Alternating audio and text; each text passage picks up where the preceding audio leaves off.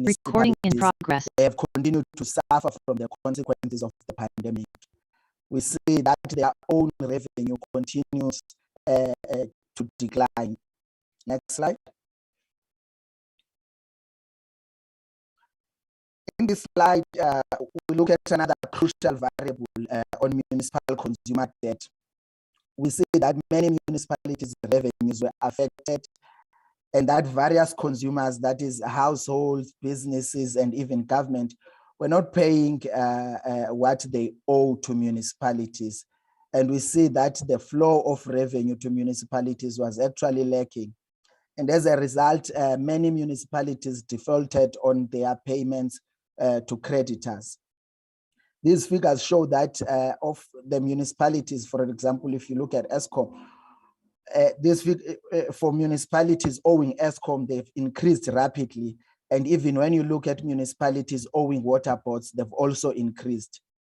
If you look, for example, on ESCOM, municipalities failing to make payments and payments which are greater than 40% of their operating expenditures increased from 34 in March before the pandemic to 50 during the pandemic. This large increase indicates that many municipalities continue to be indebted with their creditors. And we attribute this lack we attribute this to the lack of finances from consumers, that is consumers paying the municipalities, which then led to municipalities, many municipalities defaulting on their payments. But we know that the situation was actually exacerbated by the crisis. Some of the municipalities were already owing ESCOM and other creditors. Next slide. Thank you. So in this slide, we try to mention some issues which we think should be done in the local government sector. And we start by saying municipalities need to move away from their traditional way of doing things and start promoting local economic development in their own spaces. And there is also a need for municipalities not to look at national or provincial governments, but their own spaces. But in their own spaces, they must try to attract investment by prioritizing options with little or no price tags. We mentioned some of the areas that they can look at, such as streamlining red tape, reducing the amount of time it takes to obtain permits and licenses, reducing the compliance burden of their regulations. And we say this has a potential to attract some level of investment. Secondly, we show that there is a need for revenue enhancement, and this so municipalities should explore additional revenue streams. And in our previous submission, one of our previous submissions, FFC had already recommended a number of alternative revenues which municipalities can explore. So we are saying there is a need for municipalities to try and diversify their own revenue, especially now that the COVID shock has shown that municipalities with diversified, with no diversified revenues were hit hard, as opposed to those that have a diversified revenue stream. And we say also there is also a need to embrace e-government. We have seen that it improves resilience through a number of channels, including digitization. There is a need to move ahead and digitize municipal payment systems and embrace online platforms. And we have seen how they have been efficient during this time of COVID. Next slide. So in this next slide, we look at recommendations from this chapter, and some of them I've already touched on them. First recommendation, we say there is a need for municipalities to take a detailed analysis of the services they can provide and align these services with their financial capabilities. The Department of Cooperative Government and Transnational Affairs, Provincial Treasuries, and SALCA should ensure that organograms, staffing levels, and compensation levels are not set at a level that crowds out service delivery, that is at a municipal level.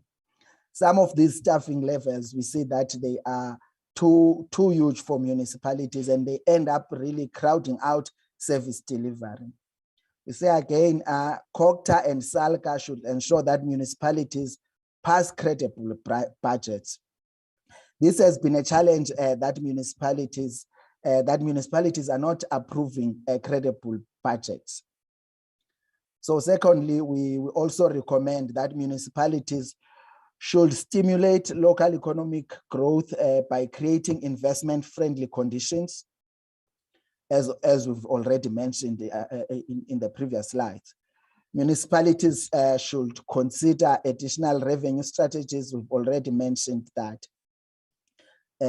As well, and we say that we've already made some recommendations regarding this in our previous submissions.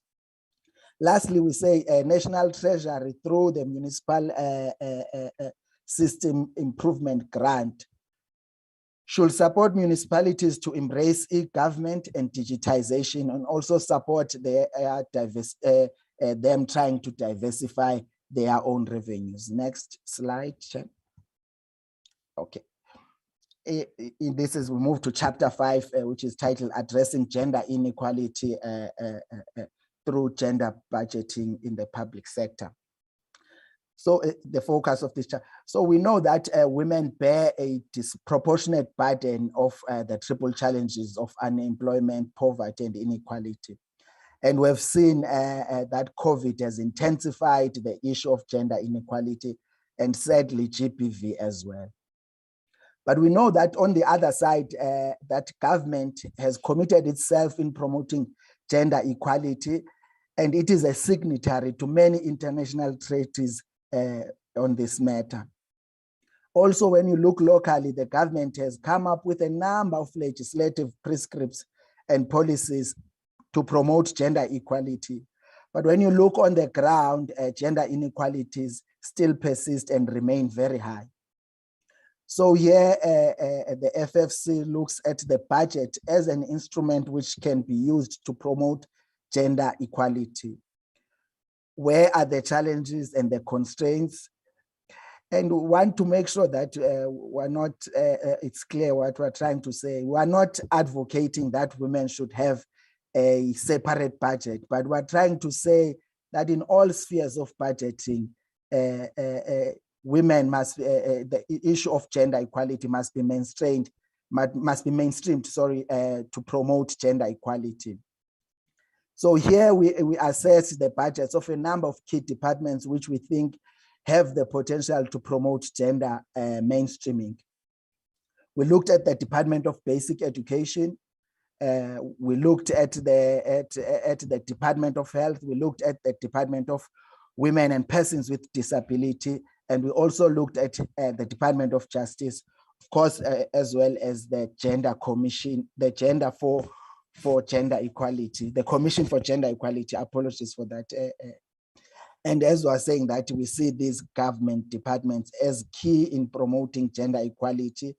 And if their budgets are gender sensitive, we could go a long way in addressing gender equality. Next slide, Chen. So we look at some of the issues that we're finding in this chapter. So, and make some of the recommendations is that there is limited gender mainstreaming. And we make a recommendation on that because there is limited gender mainstreaming in departmental budget.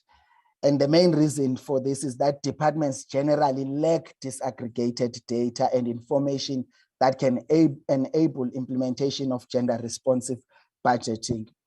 And here you see there is an example that you see a department such as basic education would say that we've offered bursaries to so many students, but not have a data that is disaggregated to a level where you know the gender of these students.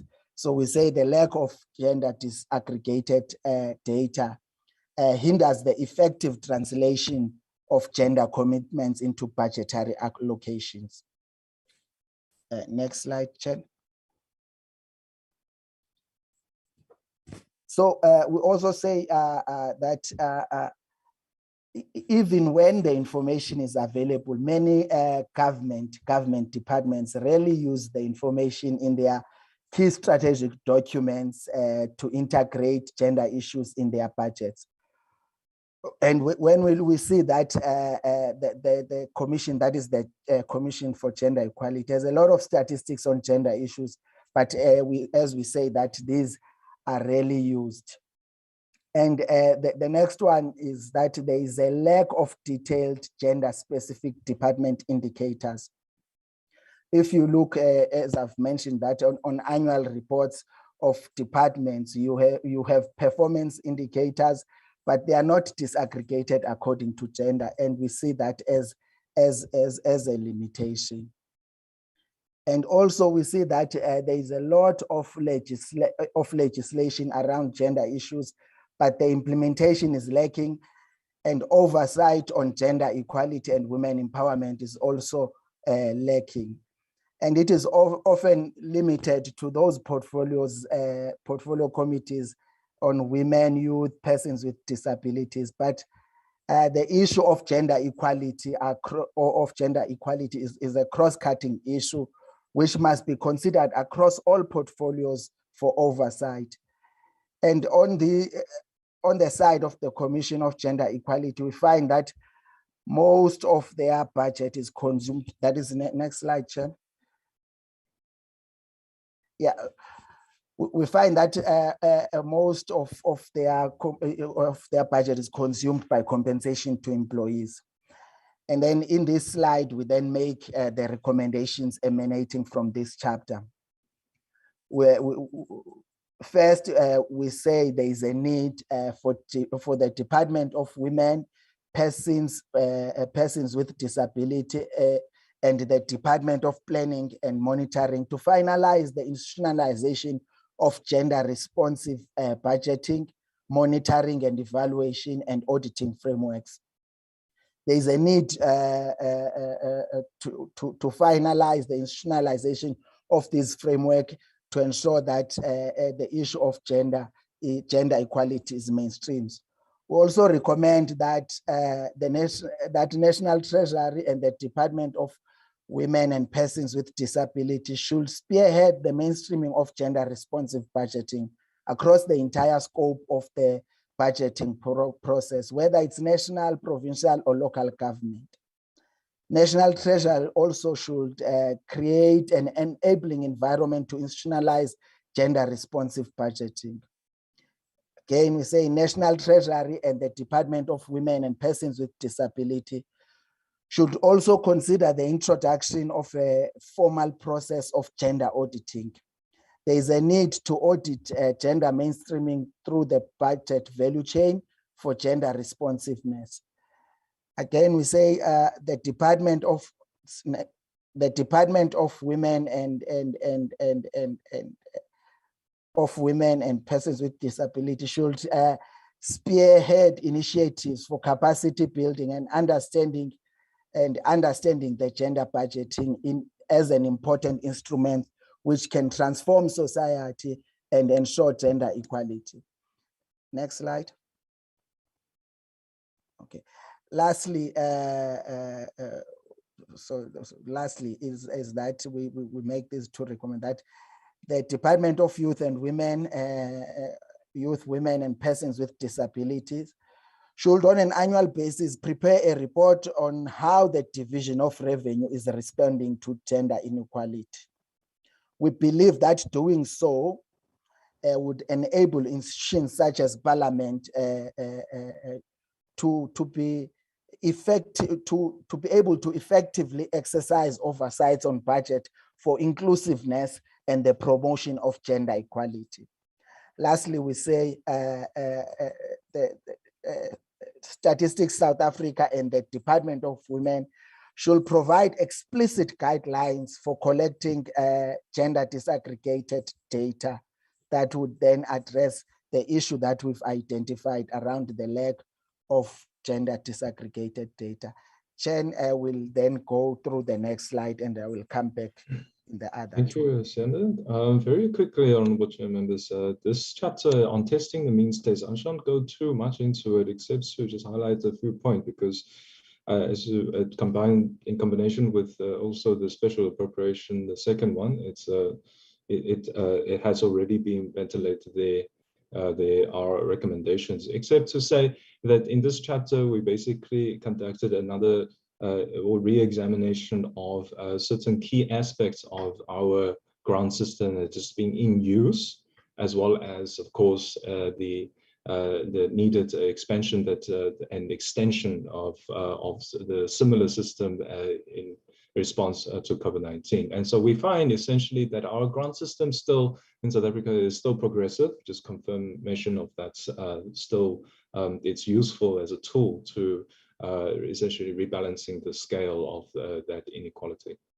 Possibility of poor individuals being excluded is very low. So it's got a good coverage of those people in need, as well as the fact that 80% we find that of those that lost their jobs in the 2020 lived actually in a household where some form of social assistance is received. So even with that indirect catchment of that of the vulnerable is in implementation. So and also. So combining all those three good results coming out of on the social grant system, that we find an alternative targeting mechanism may not be necessary in this regard. So they're just the same recommendations are made associated with that. I draw your attention to just the last one with regards to the big grants. And we recommend there as Commission that the government will have to really consider the fiscal and socio-economic implications, not just for this term, but more of an intergenerational, longer term perspective, and the incentive thereof that will be in place should this system be implemented, Chair. And we move to chapter 7 for Sianda. All right, thanks. So this chapter is concerned with the question of food security, the impact of COVID on food security. The issue of food security, as we may know, is important for basic rights of individuals and society at large. We have seen that the government tried by all means to beef up food security by providing food parcels. The next slide show, you can move to the next slide. The next slide show the finding, and I will pinpoint members to a few of the findings of this chapter so that we move faster. We see in this chapter that, next slide, Chen. Okay. So we see in this chapter that child hunger increased by 29%. That is, yes, that slide. That is the likelihood of households running out of money for food purchases. And we see that recurrence of household hunger increased by 8%.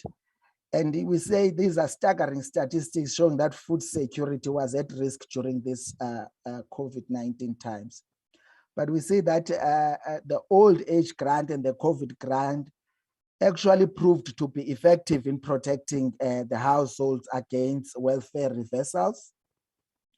And we see that if we put together the old age grant, the child grant, and the COVID grant, they have reduced the incidence of food insecurity by 78%, which suggests there is a need to expand the scope of the existing social protection mechanism. Next slide.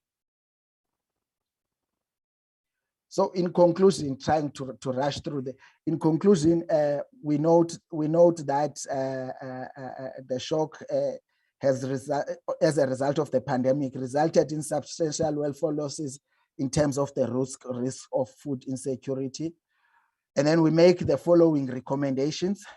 Next slide. So we therefore make the following recommendation. The Department of Social Development should involve local government and civil society organizations to better collect data on unmet needs, to plan and better target those groups that still need assistance. We say again, the Department of Social Development should have data on beneficiaries so that they create a database for government for those who need social assistance, and this database can then be used for various social programs by government. We say again, the Department of Social Development should expand social assistance coverage to cover all vulnerable groups. And then we say the national treasury should consider incentives such as lifting value-added taxes or duties when there is a shock such as this one. And lastly, we recommend that the Department of Agriculture, Forestry and Fisheries should use food reserves optimally to target those that are in need. Next chapter. So in this chapter, we look at water and sanitation, access, distribution, efficiencies, and tariff setting within the COVID pandemic situation. And okay, so this chapter, I'll go straight to the findings. One of our major findings is that when it came to access to water during the pandemic, access decreased by 2%, that is nationally, which is huge considering that that's when we needed water the most during the pandemic. And when we look at access to sanitation, almost 17% of households lacked access to sanitation. And when we look on water distribution, we see that there is a lot of inefficiencies across the system, such as water leakages. And our findings show that water service providers could maintain during this time the same output with 49% fewer input, which means they could provide more water with inputs with more inputs with the inputs that they already have. This means there is a lot of inefficiencies in the systems, as I've already mentioned. Some of these inefficiencies are driven by non-revenue provision, which account for about 35% of the input of volume of water. And next slide, so that to go to the recommendation. So yeah. So we make these recommendations, and I'm seeing that we're running out of time. We make these recommendations that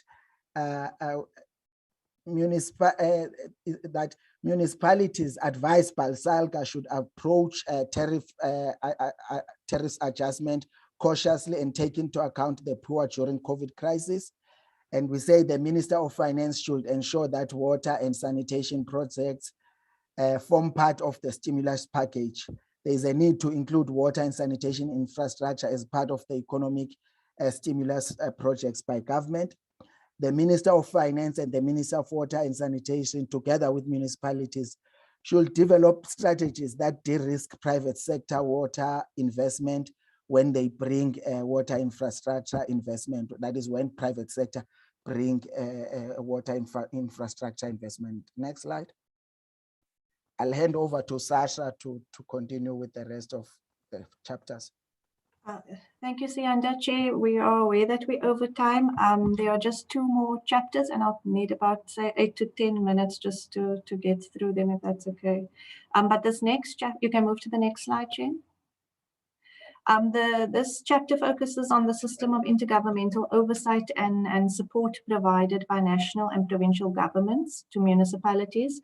And we look at to what extent the system of oversight and support can help to avoid Section 139 interventions.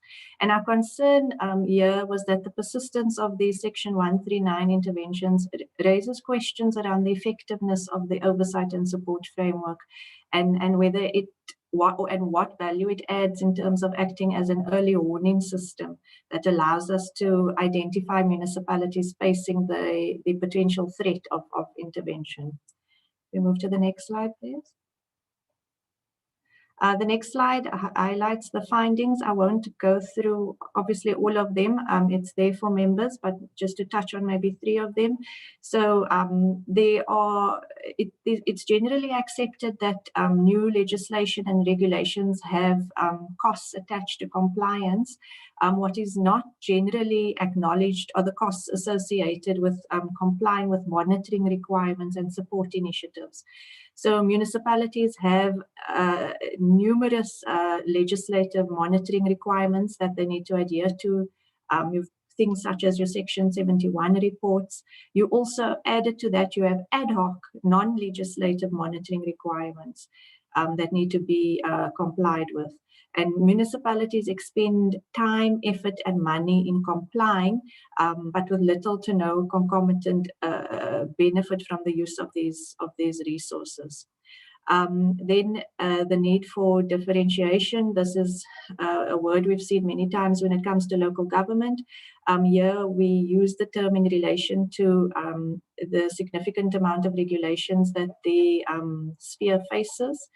Some would say even excessive regulations, and the concern is that some of these regulations take a very uniform approach whereby all municipalities, irrespective of the financial and human capital capacity, they have to comply. And this results in a situation whereby some municipalities who are just unable to comply, and they are continually being penalized for this, especially because adherence or compliance becomes a measure of performance. So what we would recommend is that there must be some recognition of the varying capacity of municipalities. Then there are also no regular or periodic evaluations of oversight, of the oversight and support framework.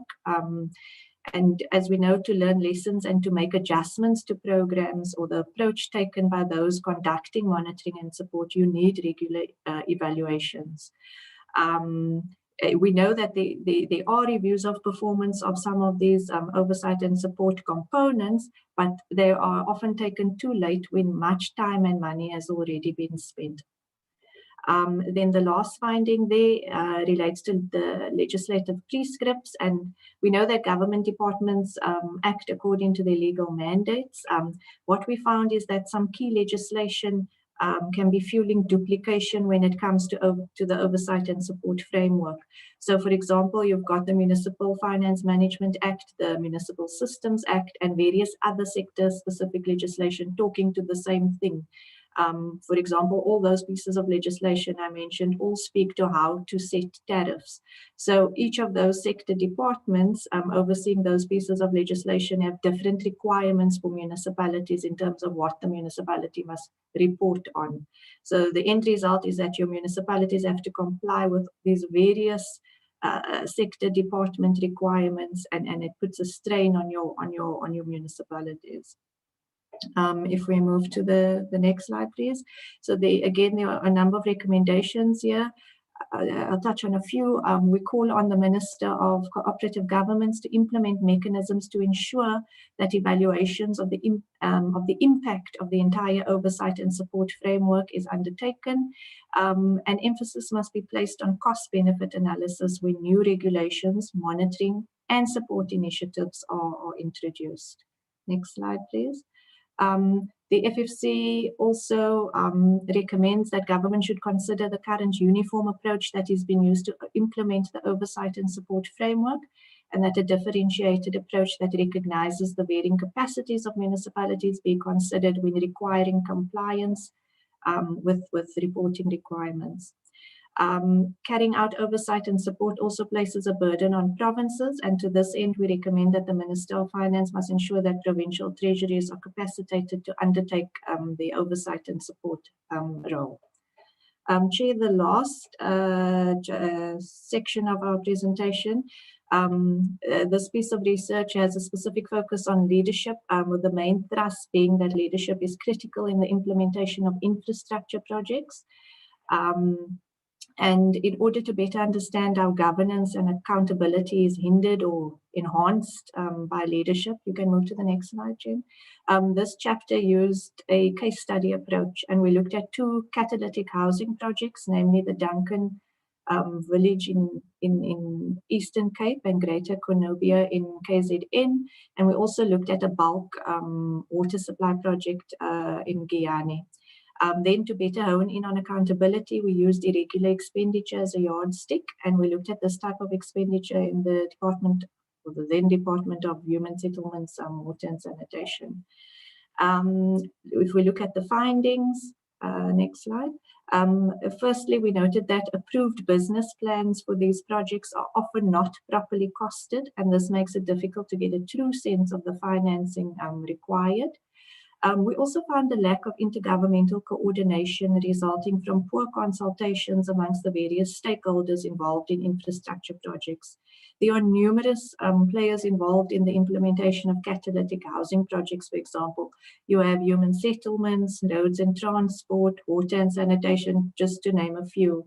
And often these stakeholders have different priorities in terms of their infrastructure plans and sources of funding. There are also instances where municipalities who lack capacity, the Housing Development Agency had been tasked with implementing those catalytic projects, and this has then given rise to tensions between that agency and municipalities, with a number of municipalities that we interacted with indicating that they were not properly consulted on key decisions. So the issue of intergovernmental coordination there, poor intergovernmental coordination. Then our research also highlights the issue of how political factions within political parties and direct political interference, and how this contributes to breaches in supply chain regulations, delays, and cost escalations. On the Guyana bulk water project, we found similar challenges. Key among them were poor political leadership and interference, which then again leads to not following proper supply chain regulations, cost escalations, and delays in completion. Next slide, please.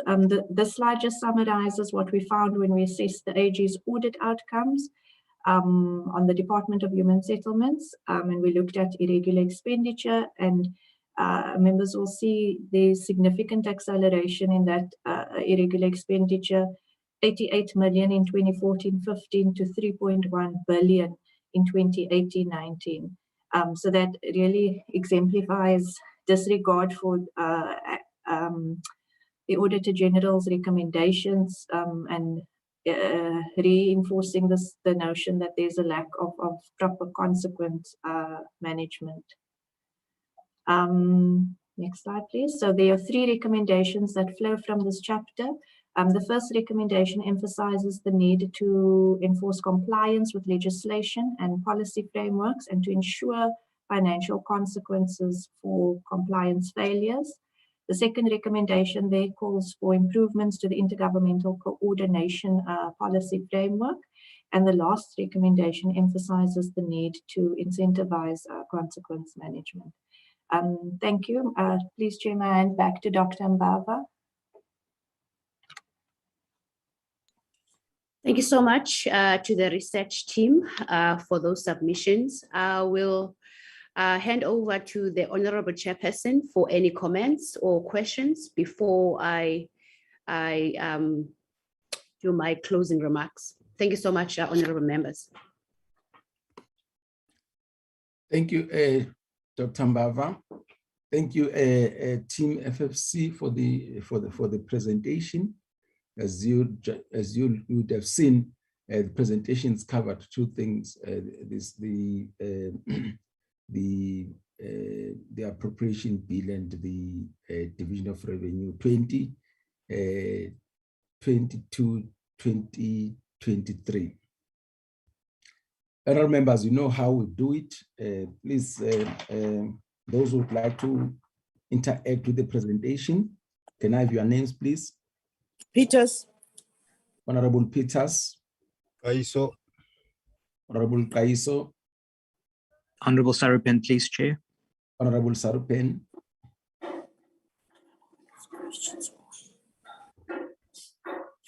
All members are there.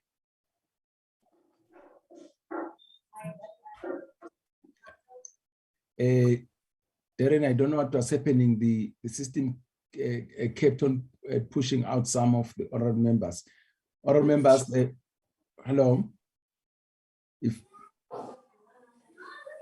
So please feel free to raise your hand anytime you feel you want to say something, while I'm allowing the oral members to start. Honorable Peters. Thank you, Chairperson. At that point where probably my video will give problems, I'll request to be disabled in terms of the video. But Chairperson, I've got, I don't know whether it's questions or just statements, but they are more towards the last slides on the findings of the presentation. Oh, I'm starting wrong. Let me thank the FFC for their presentation and the information that they are providing to us. And as the presentation was being made, I quickly reflected back on the late chairperson's of the FFC's concerns at all times, that the FFC would make recommendations to Parliament and government, but it doesn't seem like the FFC's recommendations are being implemented and being taken serious. But Chairperson, the statement that I would want to make is related to the findings under slide 32, slide 40, and slide 43. I'm just going to put all of them together. And my concern under slide 32 is with regard to gender responsive budgeting.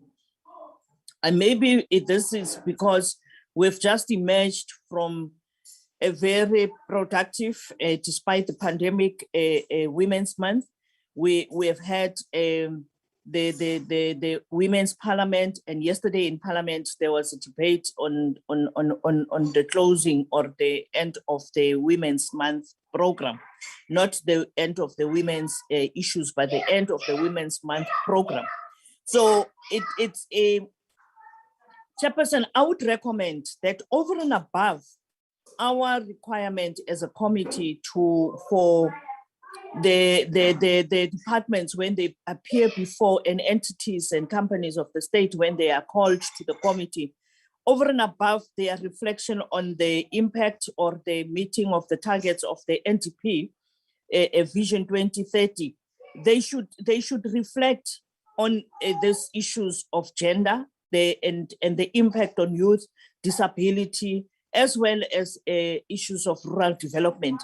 Under rural, Chairperson, I'm specifically looking at the areas like, for example, your schools program, where you have your challenges with regard to the pit latrines and the conditions. You know, now exams would be written. We'll be seeing again pictures of children writing under horrific conditions and sitting in the sun. The issues of roads and water and housing in the rural communities is a serious concern, despite the fact that as a country, there are progressive resolutions and policies on housing. When you drive through the rural communities, it is usizi emnqamlezweni, for a lack of a better word. So I think it is important that the departments reflect on that. But also, Chairperson, over and above the request that we always make about the payment of companies within 30 days, we should also request the departments to reflect to this committee the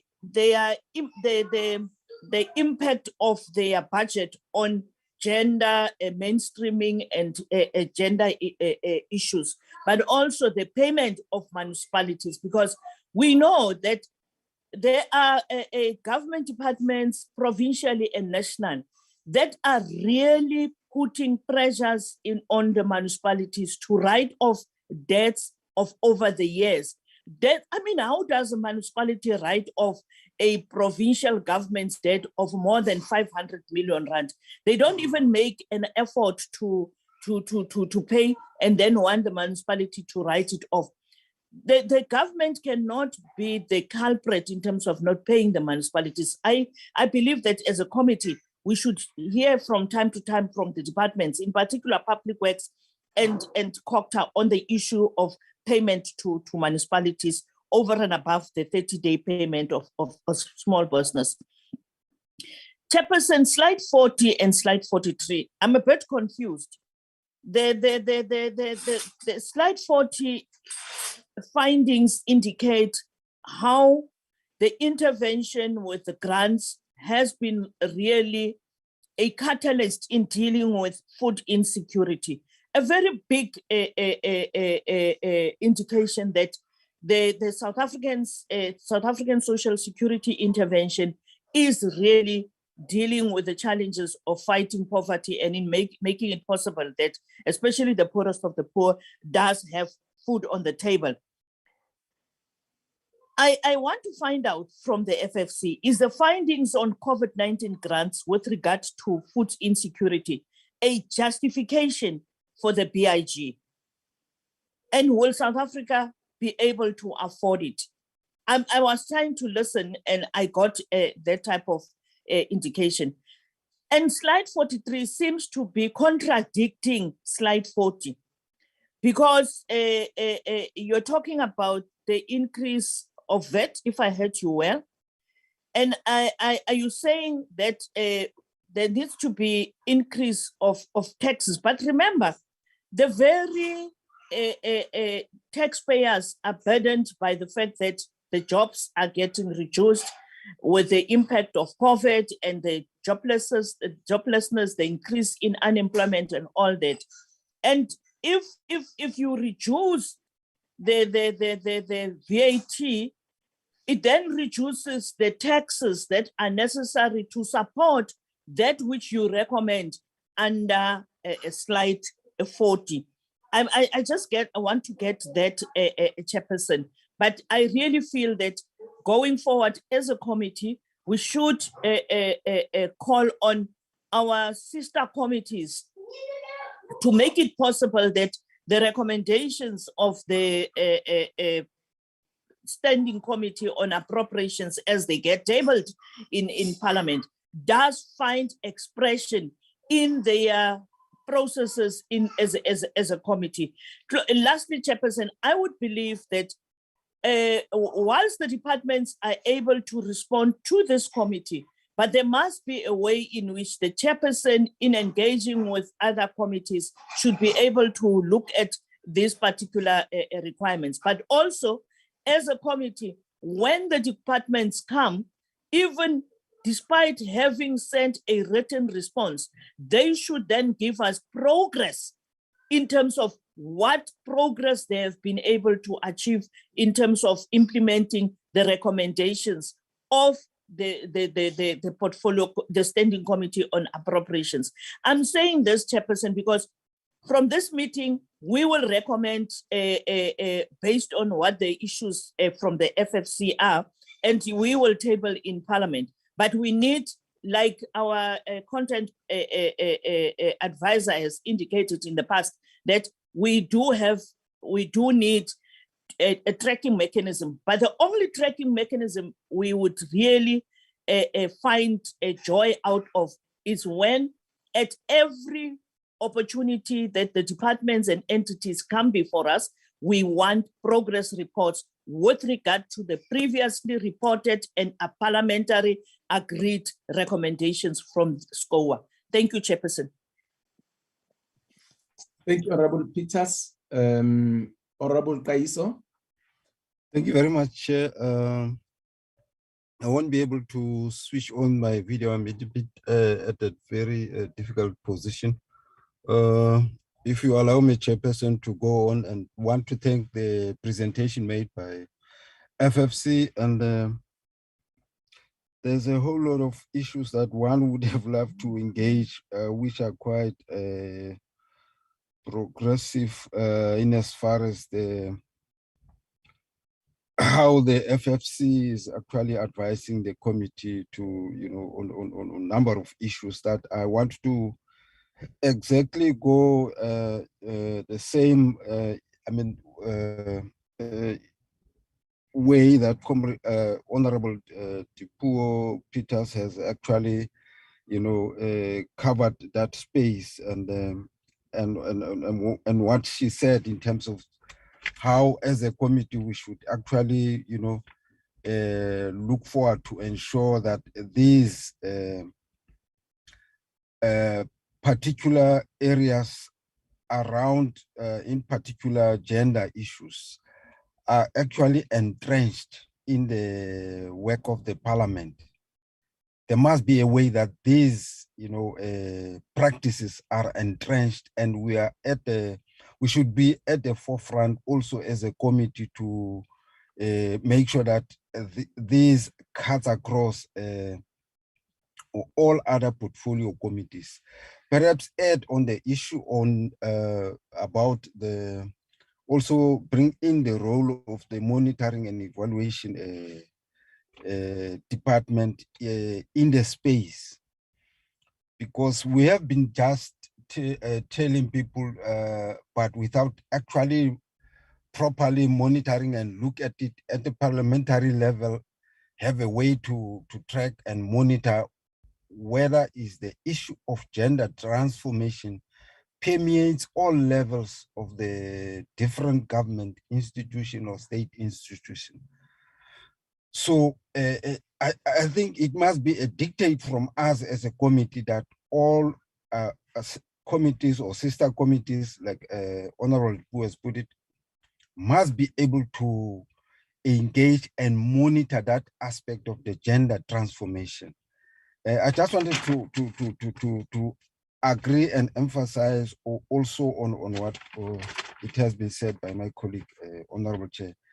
And let me revert back on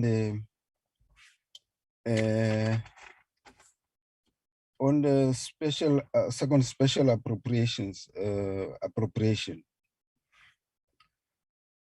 So the issue, I just want to know from the FFC, the issue of job losses.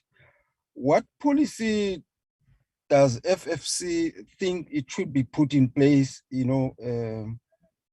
during this process of, which has resulted in job losses, the crisis of civil unrest, which has resulted in destruction of property, and workplaces were emptied through that violence and destruction of property, and banning of workplaces and infrastructure. So what should be done such that now the same people who were employed there in those malls and many other areas, factories which were banned, employers do not find it just easily to empty workplaces because of that destruction, find it very easily, because I want to believe that the government is trying its best to intervene through these measures which have been pronounced by President. But at the same time, there must be a way of return on investment. So it can't just be the government will just quickly come into the workplace and assist to establish buildings, infrastructure through, those provision of financial support, but also without noticing whether is there any return on investment after being supporting those institutions or company or workplaces. It's very, very much important so that we note that. So what does FFC think that there should be, whether a policy or how that policy should talk to that area? Can you advise us on that? On the issue of, we have seen, as we have reported earlier, that there is a number of, in fact, there's an increase on rape cases and sexual abuse, according to the statistics that we have just presented here, whilst making presentation on second special appropriation and the division of revenue. You talked on lengthily on that issue. But then what does FFC thinks it promotes or it has caused this, increased statistic, especially around women and around human rape cases and sexual crime abuse. So perhaps there might be something that FFC has picked up that actually has contributed largely on this. Now, looking at the statistics of unemployment, it has increased, more particularly on the youth and the women. There might be also a reason that the FFC has picked up. We want to know, perhaps looking at that statistics, what could be attributed towards this, increase, large increase, women and youth unemployment. So I just wanted to know. Now, looking at the, because the issue of COVID, is there actually, are we working, still retaining the old normal or actually advancing with the new normal? To what an extent? Because now we have seen the impact of COVID-19. We may think that we're getting closer to an end, but looking at the issues as they are currently, it looks like we're going to take very long before we can, adapt or think that we will get done with COVID-19. But are we still in the, to what an extent do you think that we're exiting the old normal, we are now advancing at the new normal? Because this has a huge impact on the economy, because if there could be a short-term planning or which does not consider the new normal, economically, it does mean that we will remain, constrained for a long period. But if there's an adjustment, full adjustment to current economic arrangement, in as far as growth is concerned, it means we will be able to cope or sail smoothly through these turbulences. So I just want to know, to what extent have you read or noticed whether we are still stuck in the old normal or new normal? I just want to get that. But let me pause here. Lastly, on the issue on the slides, I think we'll have to come back at some stage, because I don't know, it's only me who missed this presentation. I did not read fully before we engage on this particular one. But I want to presume that we will also have some time to come back, engage on other issues here. But I just want to go to, I'm attracted to issue of number of non-performance department in as far as key performance indicators, because it's very much interesting, attracting our attention as well, because you say you're gonna talk much about those, and I wish to understand which are those departments, if you have randomly picked them up to ready ourselves in advance. Yeah, and then on the wage bill, yes, one has picked up the recommendations that the FFC has, but like I'm saying, one will be then calculate in as far as because there's a whole sum of information that we were to engage on, but I think next time we will be able to do so. Thank you very much. Thank you, Honorable Kaiso. And I have Honorable Sarupen coming in. Thank you very, very much, Chairperson. I will be brief as always. So with regards to the recommendations, I think the one thing I'm getting from this presentation is that the squeeze on South African fiscus is now reaching a point where the country has to make hard choices. And some of the recommendations say that there is, for example, a need to consider the choices made within reduced resource envelope to ensure a favorable balance between core and non-core spending. I want to know from the Fiscal and Finance Commission if they've identified what they consider to be non-core spending and where potential reprioritization could happen. By way of example, I mean, police was used as an example, visible policing budgets being cut. The VIP protection budget continues to go up and up year in and year out, for example, and surely those are the trade-offs that the state is making right now, and choosing VIP protection over communities is not a good trade-off to make. And if they found any more of these examples, and when they do find these examples, do they make recommendations to the minister or to other ministries and departments? And what kind of response they get when they make recommendations for these trade-offs? Are they brushed off? How are they treated by the ministries and departments and DGs when they make recommendations, and what sort of choices the country should be making to maximize its economic spend and to get value for money? Thanks, Chair. Thank you, Honorable Sarupen. Honorable Matafa. Thank you very much, Chair. Chair, can I keep my video off? I have a very unstable network connection. I might be kicked out if I try to put my video on. Please continue, Honorable Matafa. Thank you, Chairperson. Chair, I apologize if I'm going to ask questions that have been asked, because I've been kicked out quite a few times from the system.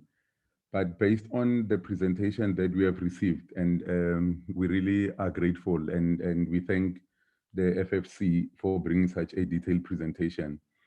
I just wanted to raise just on 3 or 4 issues, Chair.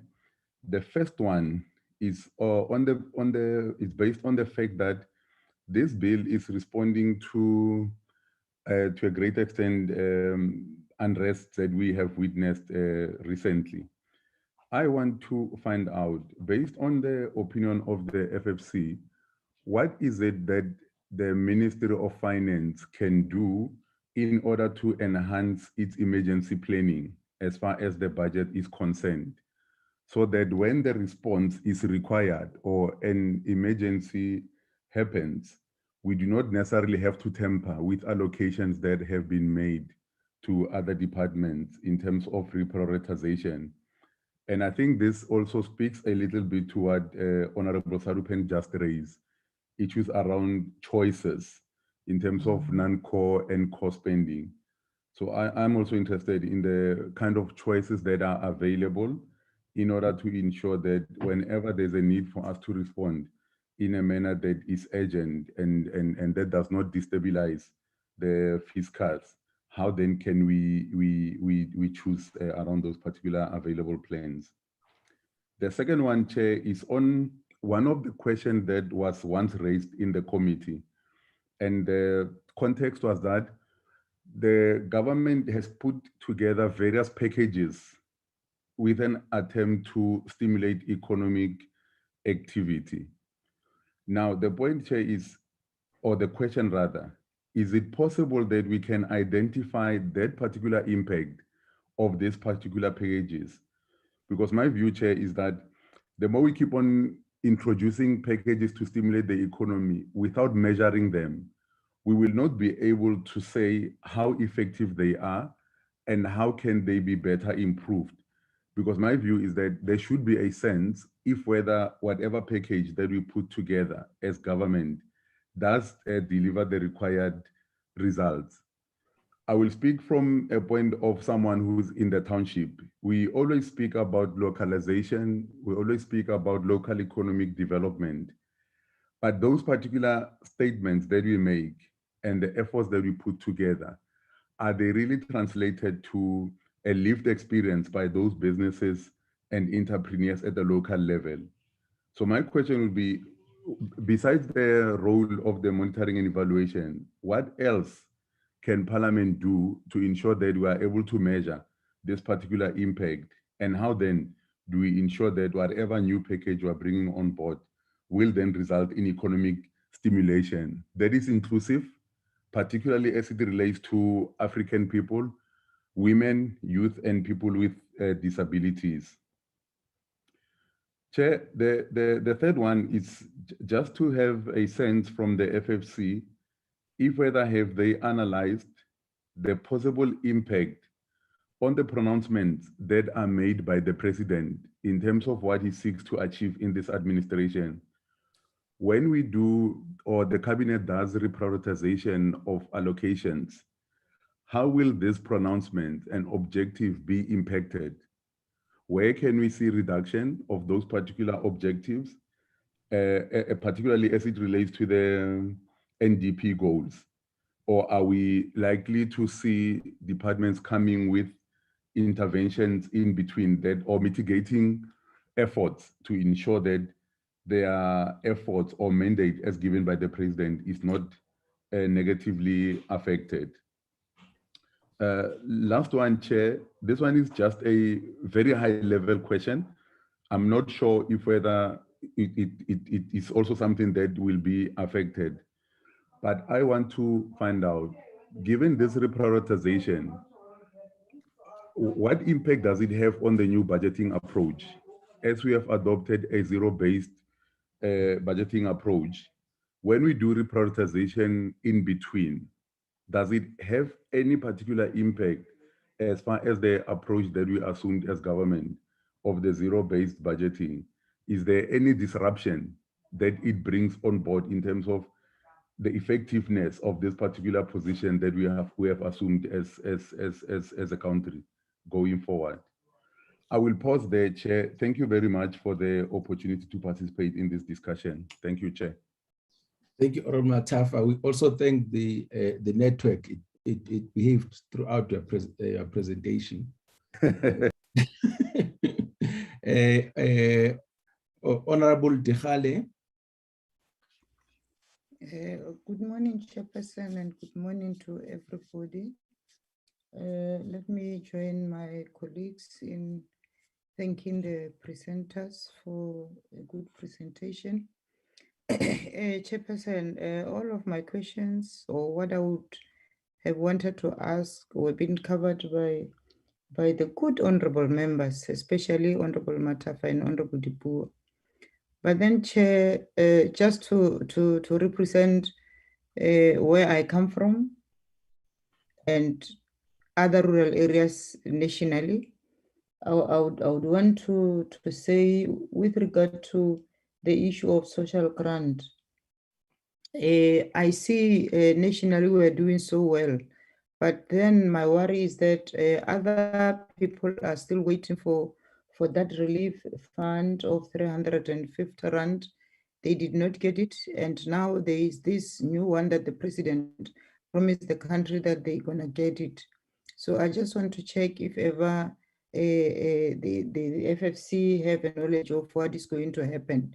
And also, I've heard when they were doing the presentation that there is an increment on some of the department that were really crying foul on them, that they should always get an increment when it comes to budget.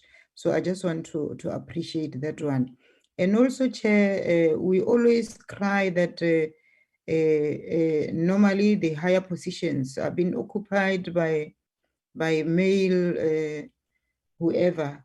But then today it's in our favor that the FFC is being led by a woman. I just want to take this time and congratulate Mama and say we are expecting the good out of you. Normally, when they are busy with all this budget and with her and with her researchers, they must make sure that life in the rural areas is being uplifted, because it is really tough. Thank you, Chair. That's what I wanted to say. Honorable Tikhale, thank you very much. Is there another honorable member who would like to come in? Okay, let me also coming and welcome the presentation by Team FFC led by Dr. Mbava.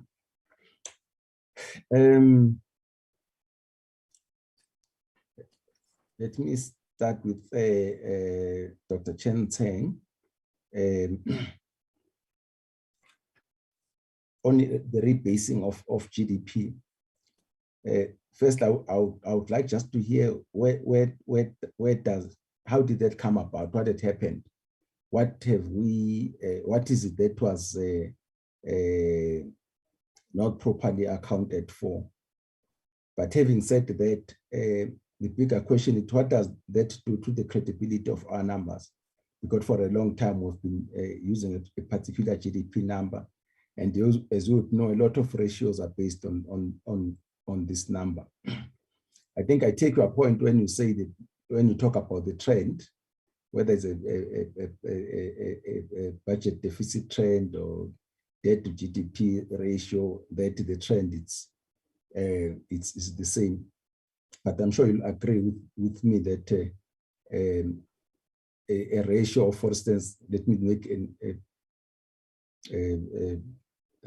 example. Let's say a ratio of 50% and 70%, they become two different things, even if the trend is the same. So it does create a problem. So I just wanted from my inside, where does this come from? And because so many decisions are based on these numbers. But if they come out and then down the line they come out being incorrect, it becomes a problem. I remember with a similar problem at one stage.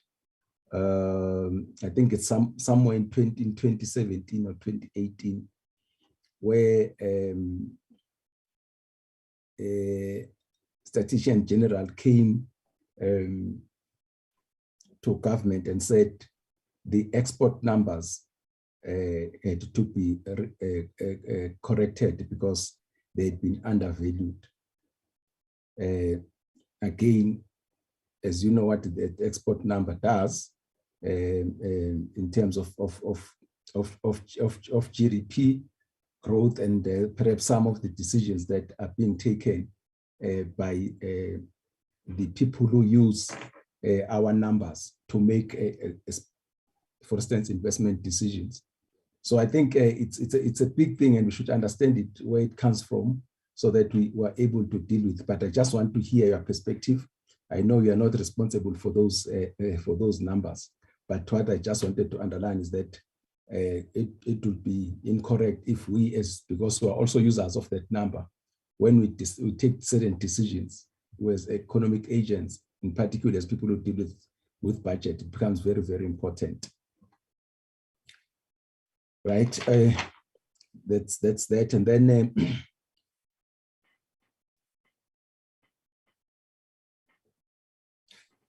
with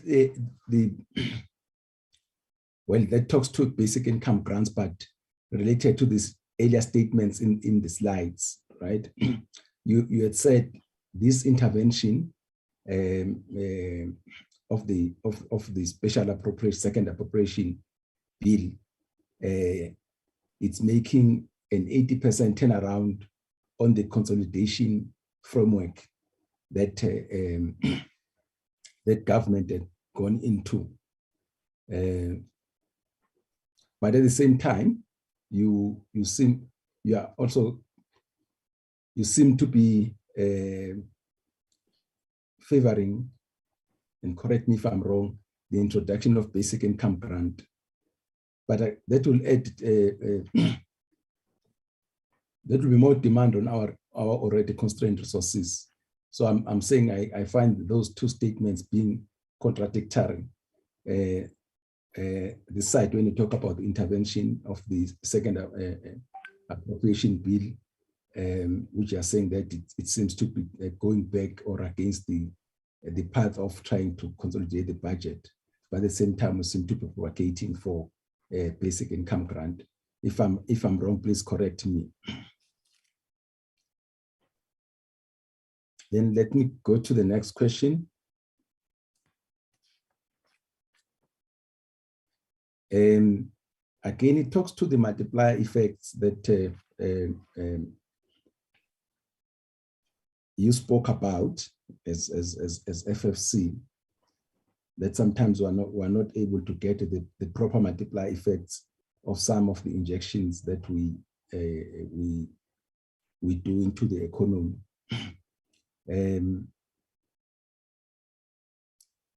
But what will be your hypothesis, for instance, of the injection of this 32.85 billion rand in the economy, GDP in general, remember that we are going to have the SRD going up, increasing the disposable income of the consumers. So in an aggregate demand curve, you'll find that your consumption should be going up. And again, they should have some impact on investments for those who will be supplying those goods and services to be able to the people who are demanding them. So I'm just saying that obviously it needs some serious modeling, but what will be our hypothesis be? And yeah.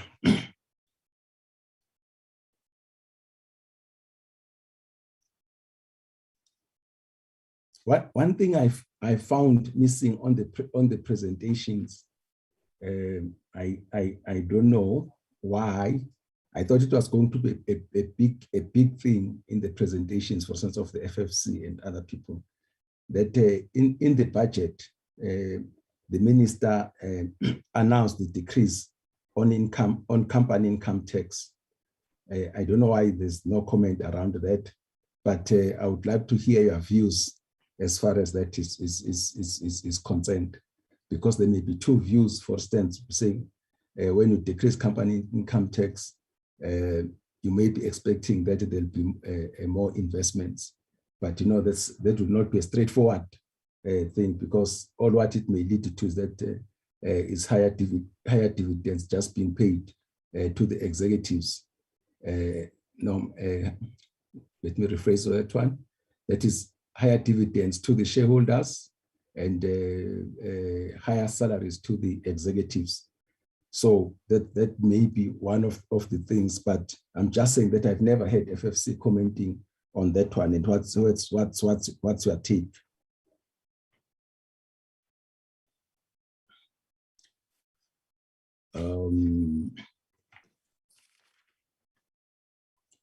Perhaps this is related to the issue that was raised by Honorable Peters about gender mainstreaming in the budgeting. I think that's a very important thing that really we should be focusing on, because if we do that and we properly uplift women of this country, it will go in a long way in what we are trying to achieve, inclusivity of the people into the economy. But what I just want to check, do you have any countries that you can use as a case study where this has been properly implemented, and what have been the impact, and perhaps some lessons learned from those countries? Yeah, I think that that'll be my last question. Let me just check with the honorable members before I take the questions back to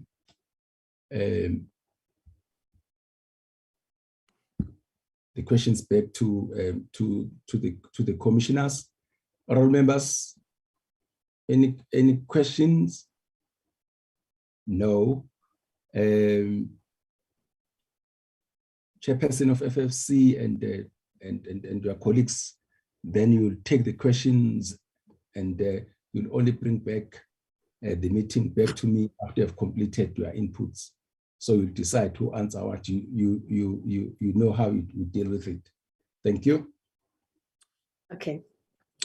Thank you so much, Honorable Chairperson, and to the honorable members for the extensive engagements with the questions and the content of our presentations. First, I just want to note that Honorable Peters has raised very critical issues with regards to the manner in which the recommendations of the FFC find expression in the annual performance plans, the strategic plans of the government departments.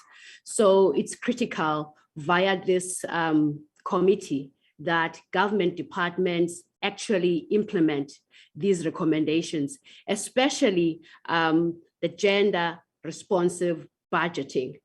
Because as we know, the data is there is data that is in the departments.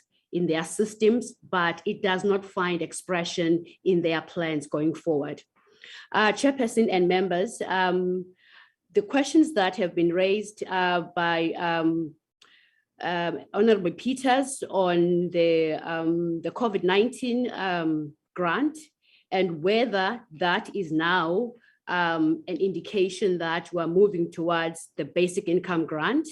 I will give that to our research team to answer, as well as the questions which have been raised by Honorable Kaiso as well, with regards to the issue of job losses, what policies should be put in place towards ensuring that we have a recovery that is sustainable post the social unrest that we had, as well as some of the questions raised by Honorable Sarupen on whether what sort of policy choices we can adopt towards fiscal prioritization and fiscal consolidation, noting non-core spending and core spending as well. We also note the questions that have been raised by Honorable Matafe as well on what the Minister of Finance can do to enhance our planning, as well as the same question that has been asked as well by Honorable Sarupen on what choices are available to the fiscus with regards to fiscal consolidation. And also an important question as well, which I think was raised by Honorable Matafe, is that whilst we do spend a lot of money on the stimulus package, do we have plans afoot on how we're going to evaluate these amounts of money, the impact thereof on the fiscus? What is the impact of the stimulus package on women, on the youth and the disabled? Has the package that we have spent, has it actually had a discernible impact? So that is something that we want to answer as well. And then also, Honorable Dikhale, we note your question as well on the social grants as well, your questions with regards to what are the future developments going forward with regards to the SRD grants. Are we moving also towards the basic income grant? What is the FFC's thinking on that? And also an important question that the chairperson has just raised now on what do we mean by the rebasing of the GDP? Where is this coming from now? And what does the FFC think as well about the company income tax? Has the FFC done work on the impact of tax on the fiscus? So those are various questions that our research team are capable of answering. And I'm now handing over to Chen and the team to in-depthly answer those questions. Over to you, Chen. Thank you, Chair, and thank you, Honorable Chair and members, for the very, I'll say, difficult questions, but I shall take them in turn and hopefully answer in full and do them justice. To start in that order, Honorable Peters, first thing I think that I must emphasize is, I think it's a misuse of the language in sort of tax policy and or tax economics in that regard. When we say lift the VAT, we didn't mean that raise the VAT. We're actually thinking about lifting the burden of VAT. So in that sense, it's actually alleviating, meaning decreasing the rates of VAT on specifically food, so that and also the taxes are associated with food production and businesses, so that the flow of goods as food good can flow more easily and at a lesser cost in that sense. So we definitely didn't say in our meaning that that we should increase the VAT on food, with actually meaning that it should decrease. And just to add on that, Honorable Chairman, is that remember that VAT is a consumption-based tax, right? So in other words, you would pay tax if you consume, right? And when it's to do with consumption, it actually allows for quite a bit of room to select particular food items, right? I can choose between margarine or butter and specific food types, and so forth. So it is on that it really allows for targeting, right? And selection of specific food types, and especially basic food types, and rather than not luxury food types, right? So that we may inject a bit of progressivity into that lifting of the VAT on food. You remember that a couple of years ago, when the discussions around increasing the VAT from 14% to 15% and so forth, this issue of specific food types can be selected to be excluded from the VAT increase and maintain its sort of VAT-free status was a discussion there. Moving forward is Honorable Kahizo. Yes. So with regards to monitoring and evaluation, very just general point on that one is that we need to be aware of, as government, I think, of the cost of that monitoring and evaluation. I don't mean that that it shouldn't be done. It's just the way to do it. And because sometimes these monitoring and evaluations, we may wave the flag, but actually we are just producing a lot of reports.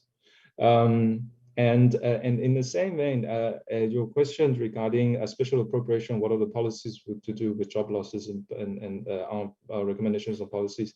It's this. This recent unrest, as much as it, of course, damaged the, shall we say, about the business, to do business index, or sort of the environment, business environment index. We also consider what has this unrest done to the consumers, right? So that because they burn down warehouses, because they destroy the shops, people actually, even the ones that didn't participate, or they just needs to for the next day buy lunch, they can't go to those areas, or they wouldn't. So that confidence of consumption, and also the ability and access to consumption is also impacted.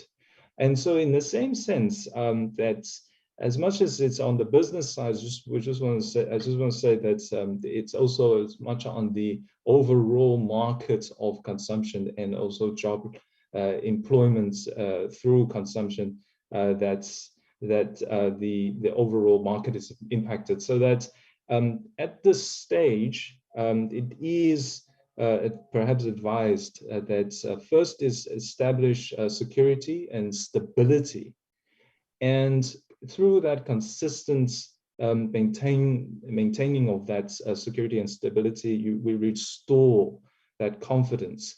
And only through that restoring of the confidence, that we will have that business environment back up to create jobs. And I think that is a policy direction that is that could be considered. Moving on, is that are we still in the old ways? I think very much, unfortunately, very much so. If we are, for instance, take notes of NDP, for example, I don't think that, for example, NDP ever considered the issue of a COVID-19 pandemic. So I think it does require, as we now face this new environment, that some more new thinking needs to be applied, and as opposed to always looking to the old plan of the National Development Plan. that was by now, yeah, that's quite a few years by now that we set those particular targets, but that we have missed all these years until this point. Honorable Sarupen, your point about the squeeze on the fiscus and whether we have identified core versus non-core. I remember, I think the challenge here was, as from a technical perspective that we see, is that we even struggle to cut down at the, I don't want to say macro, but at the aggregate level, shall I say, right? Even the big things aren't even sort of reprioritized or consolidated properly. It kind of defeats the sort of the advanced stage of that identifying core versus non-core. So I think there is a need for just a bit of a reordering, or which one do we do first? Do we first make sure that we prioritize and we consolidate properly as we take on that particular stance, and then if we're able to achieve the big things, and maybe the smaller things we'll be able to do in the fiscus.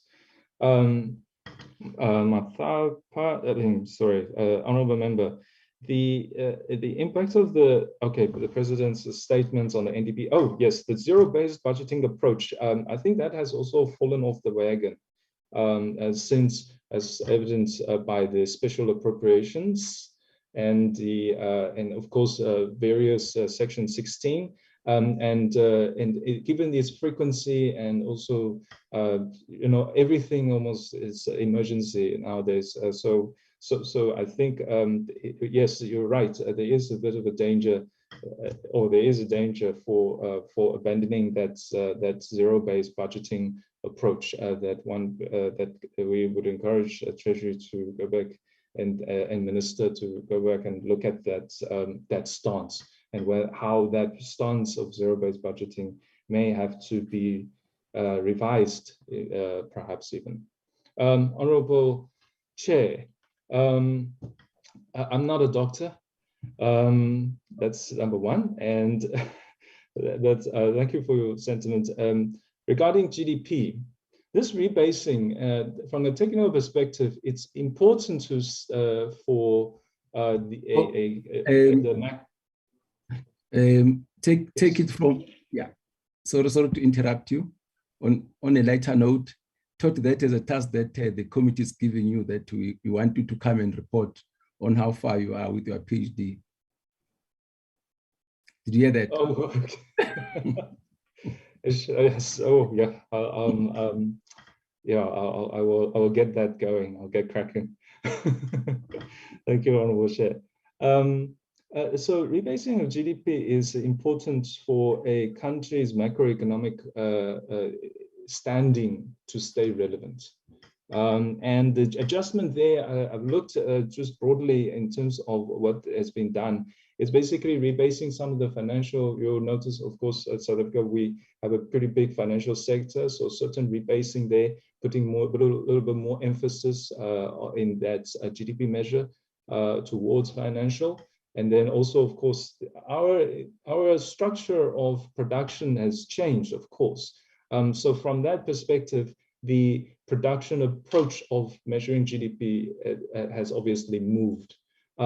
Similarly, the expenditure approach has also changed, and this shall lead to also your multiplier effects question, which is that, of course, with all the injections and all the stimulus, and through consumption and preserving that consumption, it is that in our research we also find that our tax envelope base has shifted, so and towards more consumption based. Right, as earlier said. So both all these factors are taken into that consideration of rebasing the GDP, and so what does that mean? Yes, Honorable Chair, definitely agree with you. Ratios speaks, right? So, and all these macroeconomic ratios of GDPs definitely speaks. The thing is that they speak in so much as how in relative terms, you know. So for example, where are we, South Africa, compared to, with using these ratios, compared to say other countries, like I said, Nigeria or Egypt, our peers, if you like, or continents or regional growth or regional ratios. And I note that budget, our colleagues at the Parliamentary Budget Office has posted in the comment section that yes, Statista has published an article on it, and it seems like our rebasing of the GDP has only pushed us just in front of Colombia, if I'm not mistaken. And so it speaks to two things. One thing, of course, is that maybe on the positive notes is that South Africa, our statistical capabilities in measuring these macroeconomic indicators was okay, and that's why we don't have a tremendous need to adjust. You know, like Nigeria was like 40, you know, something, a significant margin in the rebasing. So maybe our estimates weren't that far off. That's number one. Second is, however, that with this small rebasing, and it also means a bit of a stickiness in our way of production, in our way of economy. And that, I think, for a developing economy or a developmental states, as one would sometimes likes to discuss, is that it doesn't seem like we have changed much ourselves in the transformation of our economic growth pattern. And that is definitely a deep concern of ours.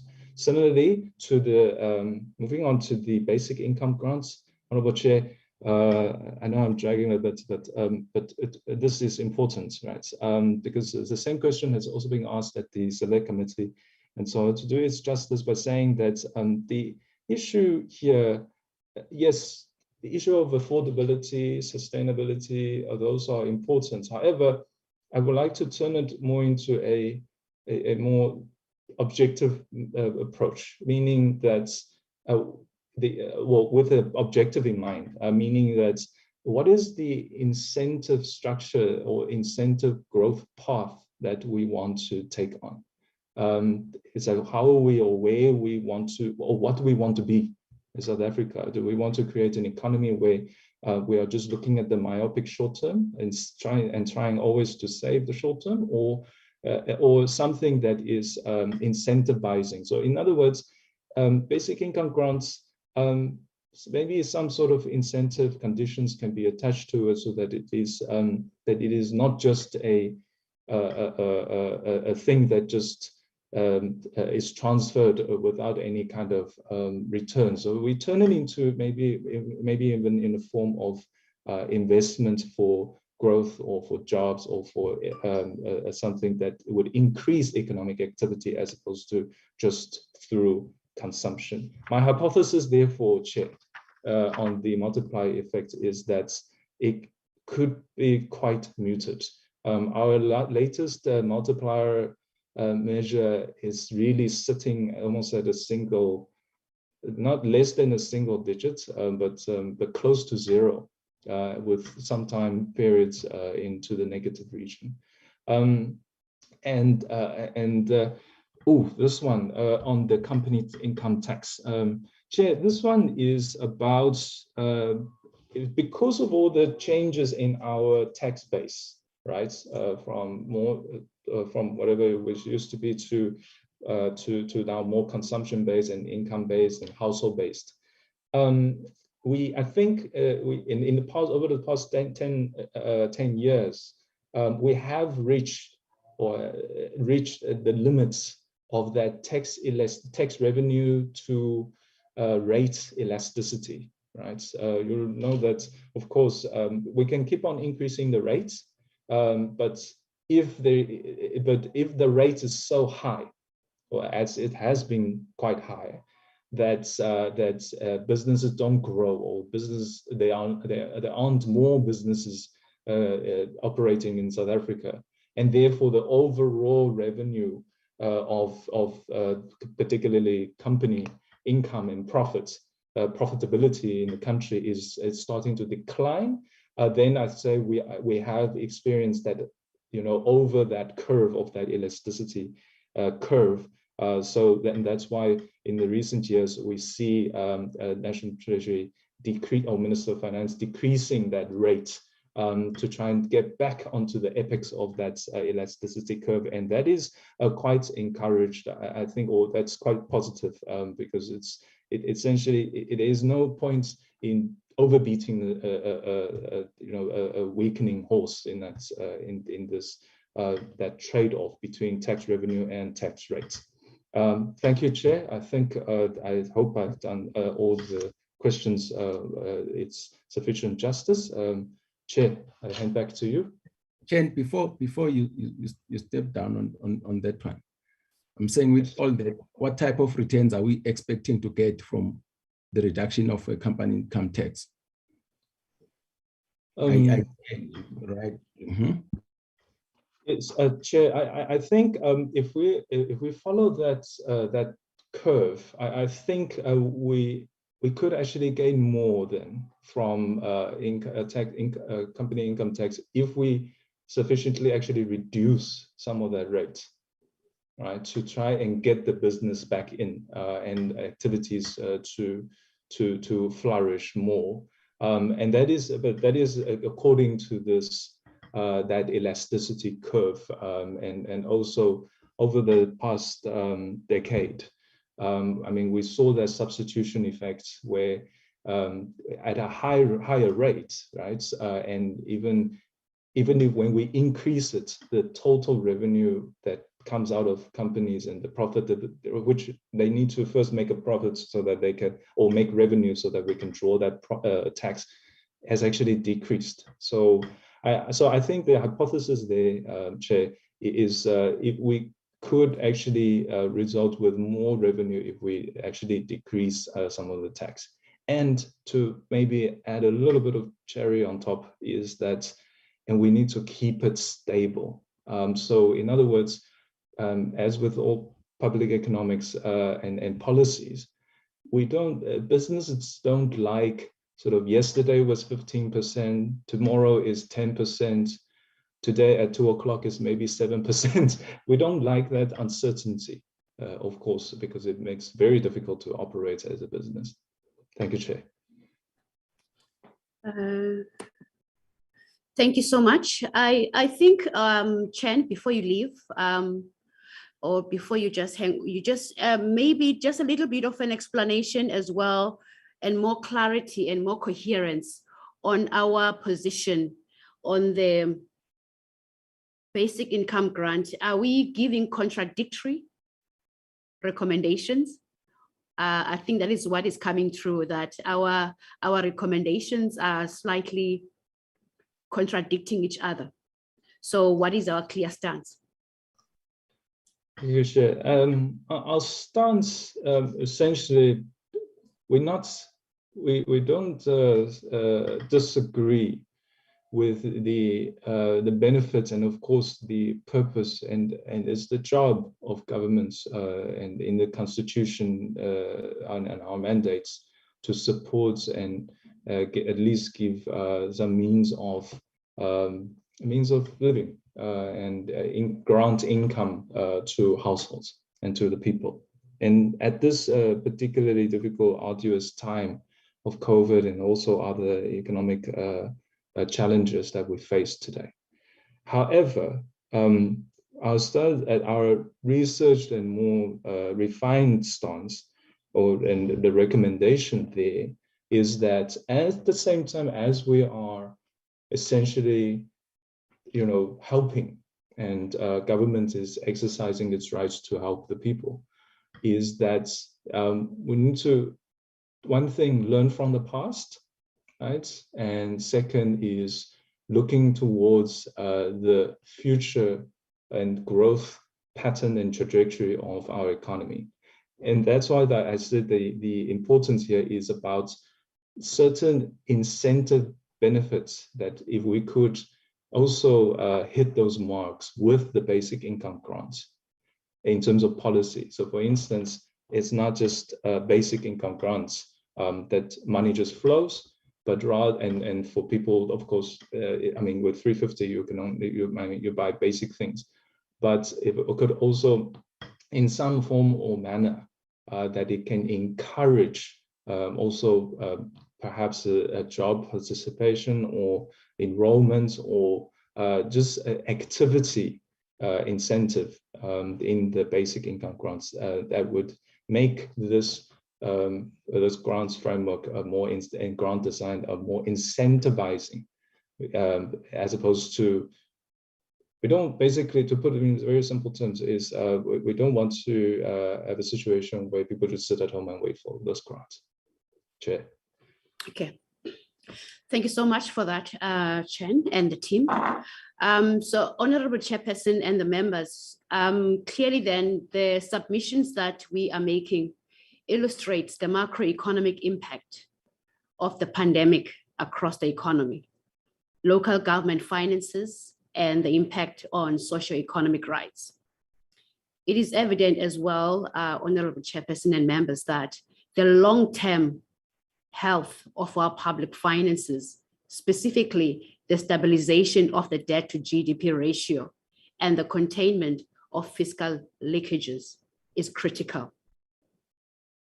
If there are no further questions or comments, we thank the committee for affording the Commission time to engage substantively and rigorously on these issues, these fiscal matters, and we hope that we can continue to engage further as we move forward.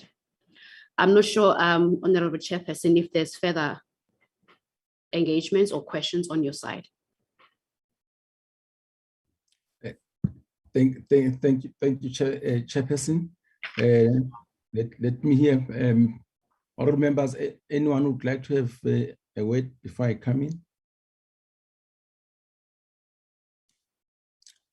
While you are still on the platform, we comment on the many issues that were raised about the things that local governments need to do to try and make them themselves viable, especially as far as their economic activities are concerned. I just want to check, we always speak about the SOEs being a drain in the fiscus and tracking, with the possibility of tracking the whole economy down. But the focus is on those SOEs which are nationally owned. I just want to check, have you ever looked at what is happening at the level of local governments as far as those entities which are owned by the municipalities? Okay. Okay, Chairperson. Thank you so much. Chen, the question is before the Commission. In our previous research, have we considered provincial SOEs and municipal SOEs with regards to their sustainability and success? Thank you, Chair and Honorable Chairperson. This, yes, the Commission in the past has noted, of course, as you know, the various very mega entities at the national level, provinces and local governments, and especially at the local government level, because we're looking at thousands of them, and so we have said, though, in the past, when we engage, for instance, SALGA or provincial legislatures, that when we come to the subnational SOEs, and they're still SOEs because, I mean, it's all part of the sphere or spheres, is that there are a lot of trickling down effects taking place, but at the same time, wherever there is trickle trickling down, in fact, there is bound to be leakages. So we are faced with, by the top of my, from the top of my head, many of these SOEs at the subnational level are while they have qualified orders, they have tons of irregularities, they have a lot of wasteful and fruitless expenditures that just sits in them. And that's even at that level of the, for instance, provincial legislature and local governments themselves aren't quite really sure the extent of the wastages and leakages that is taking place there. And in that sense, we have encouraged them to rather reduce, and that's why we say that from the national perspective, right? Earlier, for example, Honorable Sarukhan was asking, because it's quite impossible for national spheres to go now intervene into a small agency of, Cedarburg municipalities agency. It's rather just cut at the rather sort of meso level of through equitable share and conditional grants. Just one last point there, Chair, is that with these SOEs, they essentially, why one may ask, why are they there, or why have they become into existence? I think in terms of the IGFR structure, they have essentially become a bit of like a spending vehicle, essentially, for subnational spheres. And that is itself a danger. So what happens is money comes in to whether local municipalities or provinces, and then they just straight away dish it out to these agencies and entities so that they can report that, oh, the money has been transferred or / spent. Chair. Thank you so much. I now hand over to Honorable Chairperson. Thank you, Chairperson of the Commission. Honorable Peters, you want to come in? Yes, I want to come in as well. Yes, yes, Chairperson. I'm very sorry to come in at this particular point, but I thought that it is very important that as a committee, we get an opportunity to congratulate Dr. Mbava for her appointment as the FFC chairperson, and say to her, Malibongwe, igama lamakhosikazi, and we're looking forward to working very closely with her as we have always worked with the FFC. And we believe that South Africa is truly turning a new leaf, because we have seen the appointment of capable, strong women in the financial sector. Now we have the AG who's a woman, and now we have the FFC chairperson as a woman. And I believe that this is like you always speak in financial cycles or in the economic cycles, that it's green shoots. It shows that today being a spring day, we are entering a true women empowered a transformatory agenda of the financial sector. And we're looking forward to working together with her. I want to say to her, Malibongwe igama lamakhosikazi, and congratulations and welcome.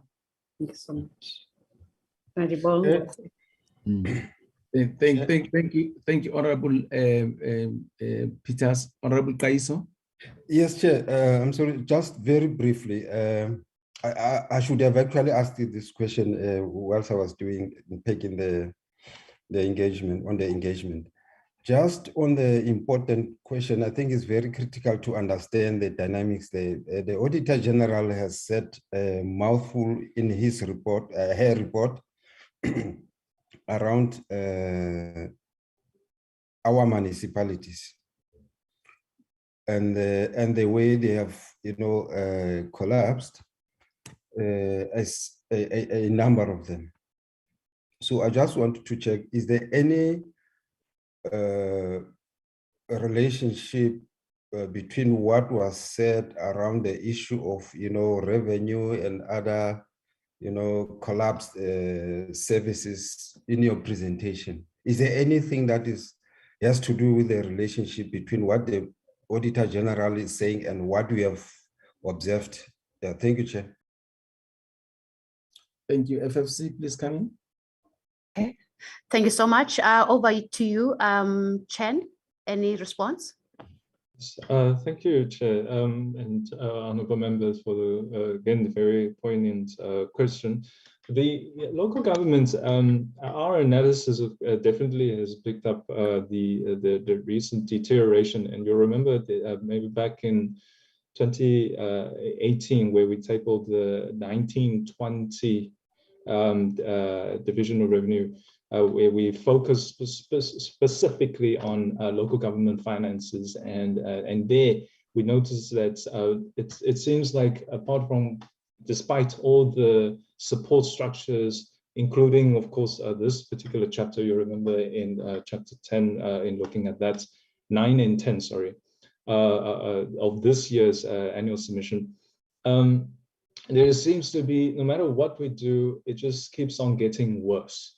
And so it has definitely featured, but we see that the audit outcomes as more of a symptom of the patient, but not the illness. So in other words, we still haven't gotten to the illness, it's difficult to get to understand the illness in the local sphere at its fundamental level. But I think one of the conversations and also research results that one may perhaps see from all of this data and years of research on this is that we think perhaps the illness comes from the fact that and where we are now, people are talking about capacity and capability of the states.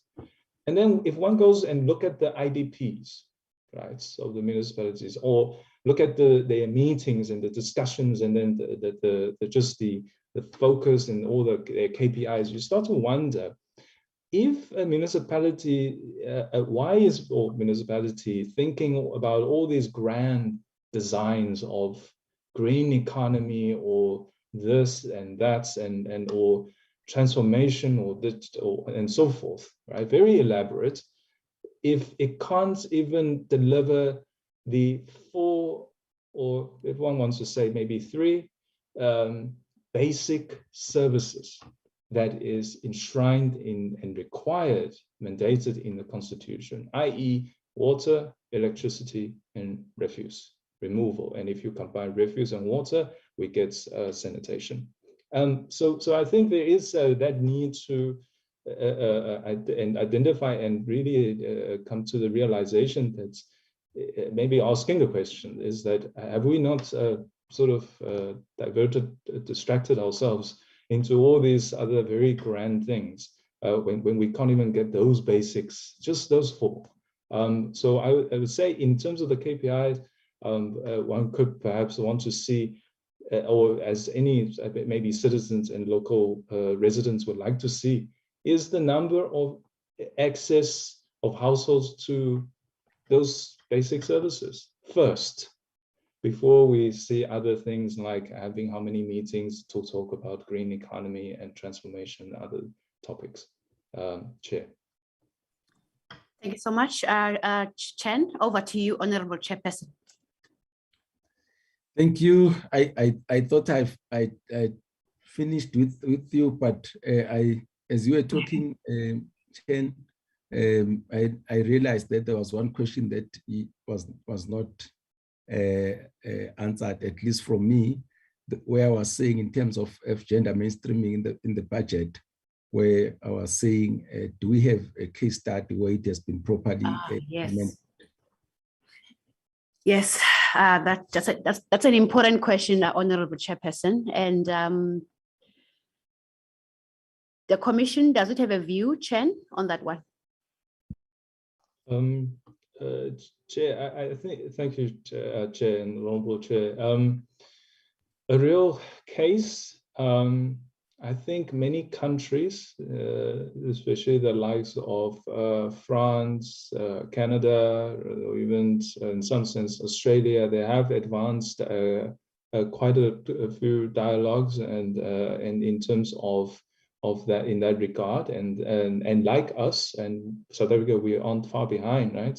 But in terms of signing commitments, international, commitments to mainstreaming gender-based budgeting. I don't think, however, in the realist sense, that it has been implemented properly anywhere in the right approach. So to also quite sadly, and it is also, as you could see in the chapter, that it hasn't been quite really landed.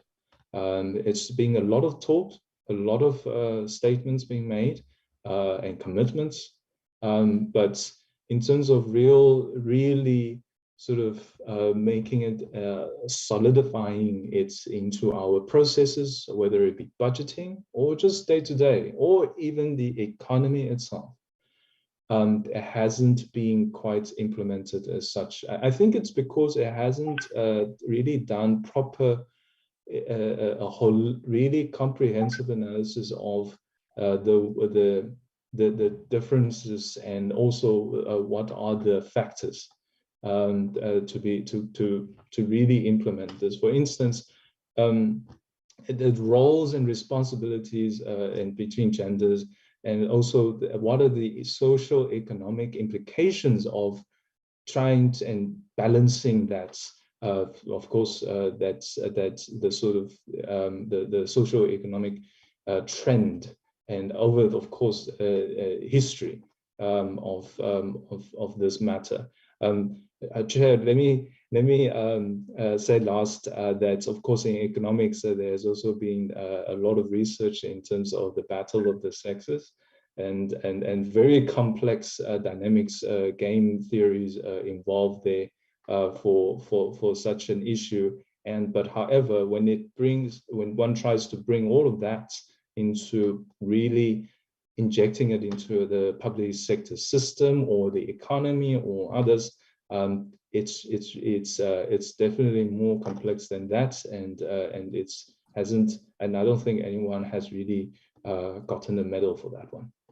Chair. Okay, thank you so much for that. I'm not sure, Honorable Chairperson, if there's further questions. No. Thanks, Chairperson. I obviously, once we engage, we never end. Yes. Especially with the issues which concern our people. There are so many of them, and they are varied. And unfortunately, most of them tend to be very much economic. So we'll consider further engagement in future.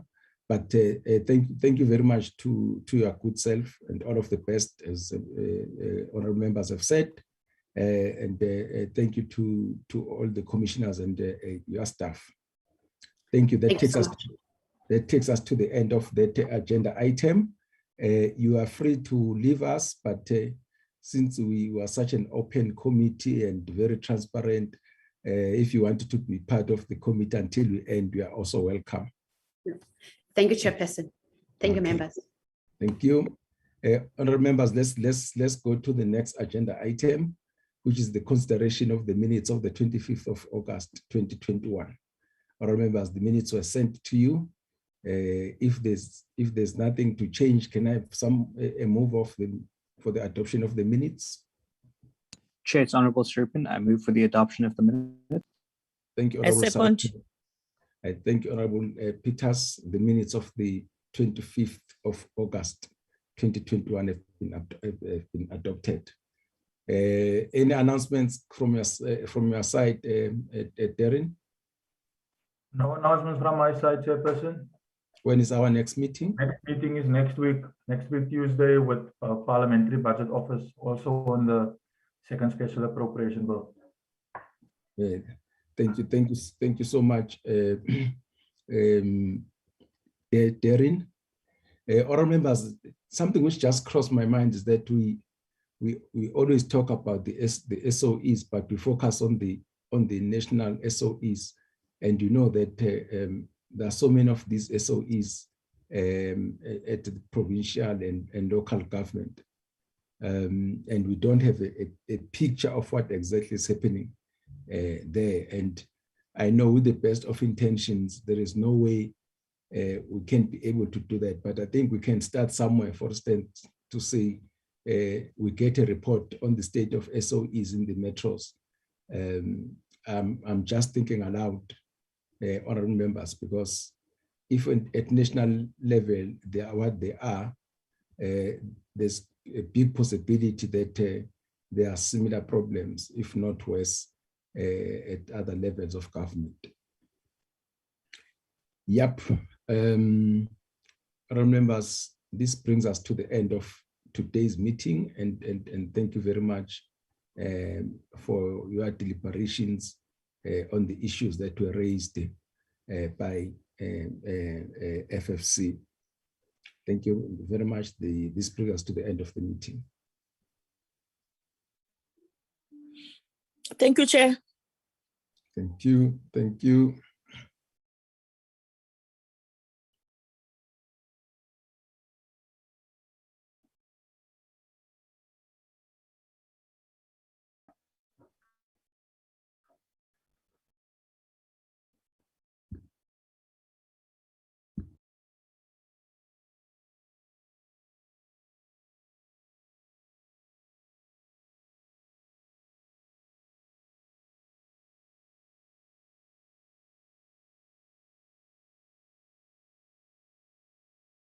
Recording stopped.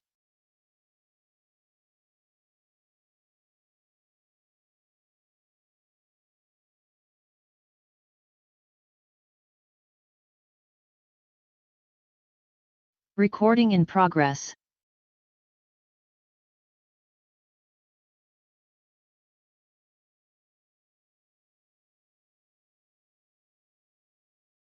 Recording stopped.